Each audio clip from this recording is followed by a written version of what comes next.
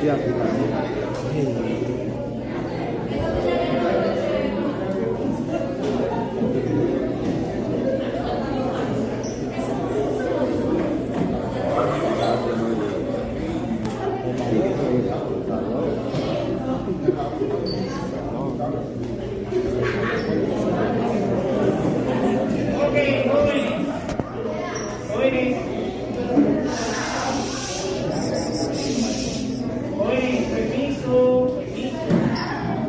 Les recuerdo, ¿verdad?, que nosotros tenemos un tiempo para hacer esto, ¿verdad?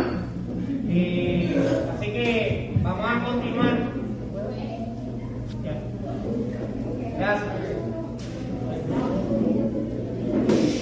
Bueno, pues miren, este proceso que se está dando a finales de los 60, principios de los 70, que es un proceso en contra de la guerra, a favor de los derechos civiles,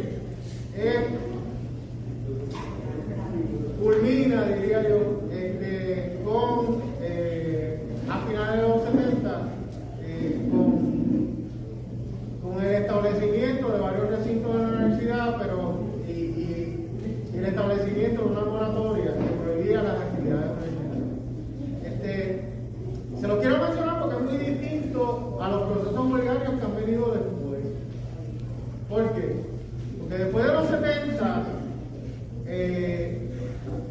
la mayoría de los movimientos estudiantiles en la Universidad de Puerto Rico obedecen al hecho de que se oponen a aumentos en el costo de matrícula.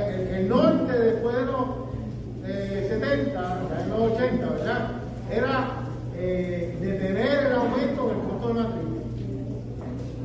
¿Cuánto está la matrícula ahora? Ahora mismo la universidad depende del programa, ¿verdad? Está 100 pesos. ¿Cuánto estaba en esa época el crédito? Cuando yo estudiaba en la Universidad de Puerto Rico, nosotros pagábamos a $5 el crédito. $5 el crédito. ¿Qué no estudia? Bien, y eran por los primeros 12 créditos. O sea, usted cogía 12 créditos y usted pagaba $60. Ya era, pero cualquier crédito que usted tomaba en exceso de 12 era gratis. Así que si usted pagaba, cogía 20 créditos, pagaba lo mismo que pagaba si cogía 12. Entonces uno se sentía, por lo menos yo me sentía que estaba desperdiciando el tiempo si no cogía por lo menos 18. Porque si me estaban dando créditos gratis. Así que todo el mundo cogía muchos créditos. Pero lo que tú pagabas de matrícula típicamente eran entre 60 y $100 con los diferentes elementos. Y ese era el costo. Cuando dijeron, no, miren, vamos a subir de 5 a 15, hubo una huelga.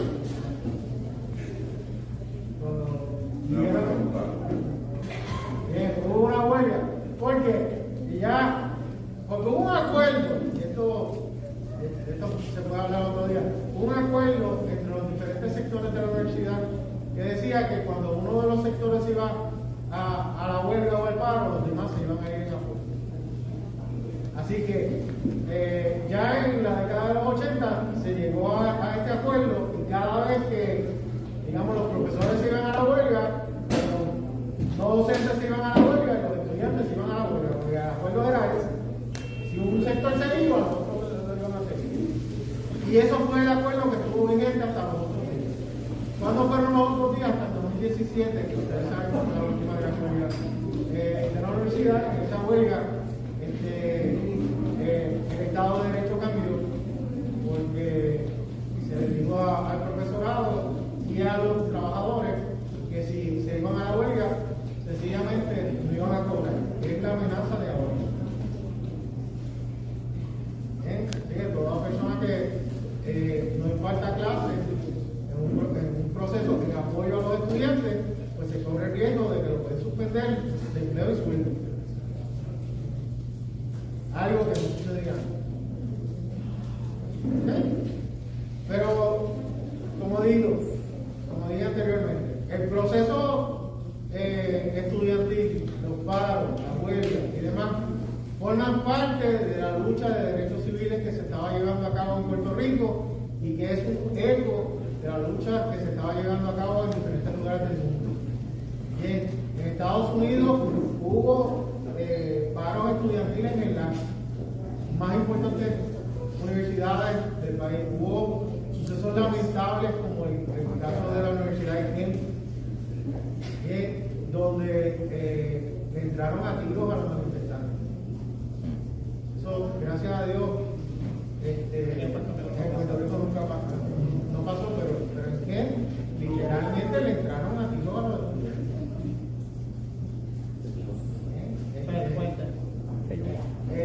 Y en París, los problemas que hubo en París fueron enormes.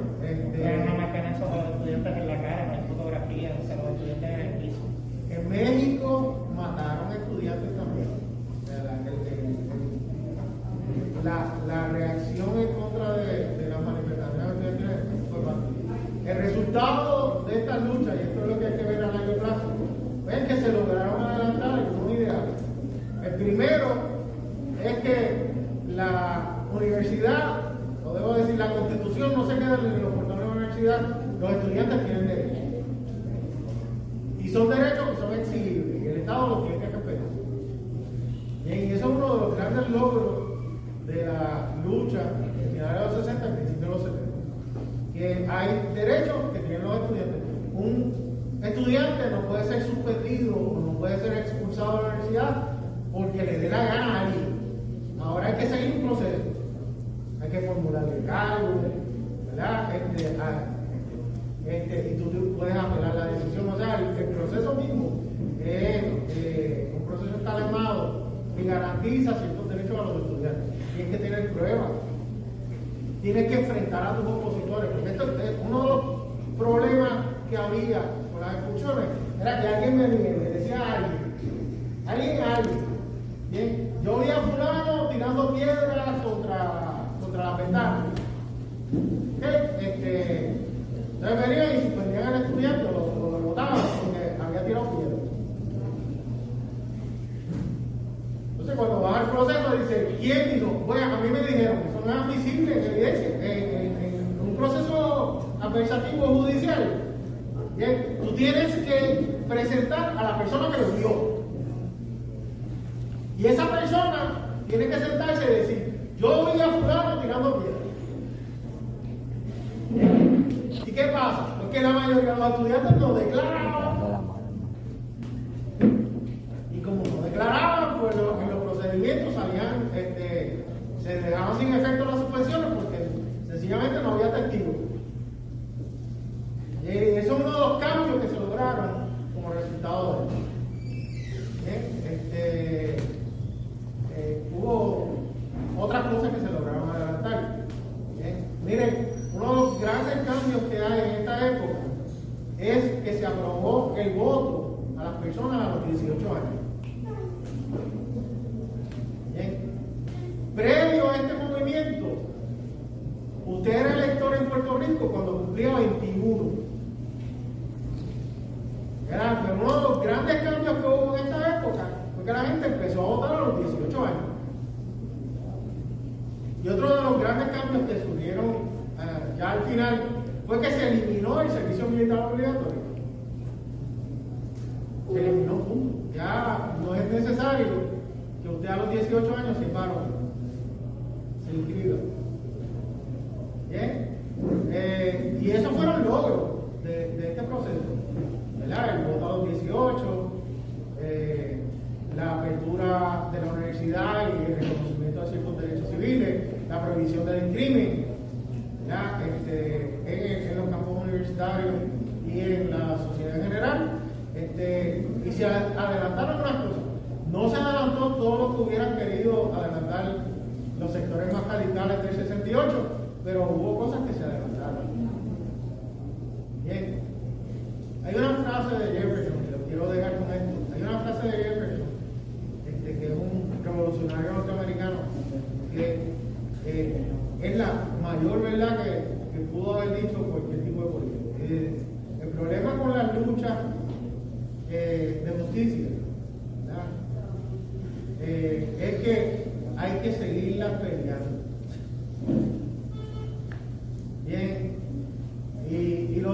concluyo con la siguiente frase: The price of liberty, el precio de la libertad, bien, is eternal vigilance. Continuamente tú tienes que estar velando para que no te quiten la libertad. Y eso es una lucha que jamás va a finalizar. Muchas gracias.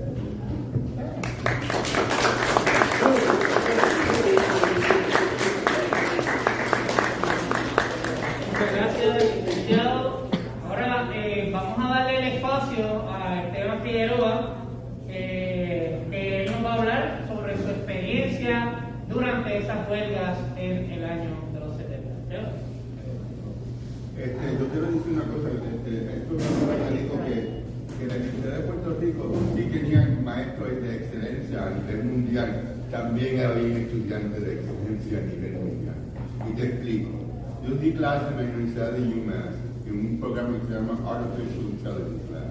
Todos estos programas que tú estás haciendo hoy en día, estos jueguitos